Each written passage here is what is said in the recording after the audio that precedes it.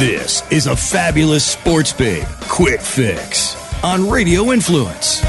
To my friend Dave Grosby, I love him from Seattle. He does a talk show there on KIRO. I got to be honest with you. All these people are sitting here going, what the hell's going on in Washington? I said, that's what they always said to me the whole time I was there, is what's going on in Washington. But everybody's like, how does Washington get here? And I thought to myself, well, they're sort of the ones that came in fourth, so I think so. And everybody's like, Alabama's going to kill them 56 or something.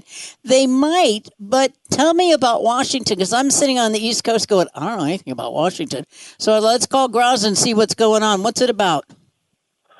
Well, it's about Chris Peterson, number one, first and foremost. The best thing that happened to Washington was USC not going after Chris Peterson and deciding to take Steve Sarkisian away from Washington, which they did.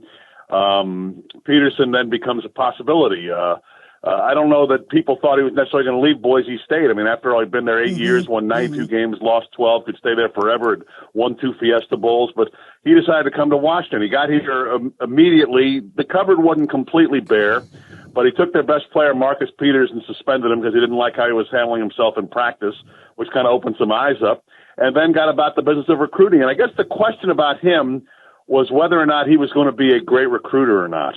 And because at Boise, he's winning with 3-star players. And it turns out at Washington he was. Jake Browning, his quarterback, the guy he got. He was originally recruiting him at Boise, as a matter of fact. Browning threw 10 touchdown passes as a freshman at Folsom High School his first year. So he brought in those guys. Some of the guys left over were a little bit better than they thought. His guys coached him up a little bit. And a year or so ahead of schedule, although, Oregon had kind of taken over up here. So it was really a year or so ahead of schedule. Washington arrived on the scene at the same time when Oregon actually, spit the bid and had a losing season and fired their coach. So everyone up here is pretty surprised to see it, to tell you the truth. The Fabulous Sports Babe can be found on iTunes, Stitcher, and RadioInfluence.com.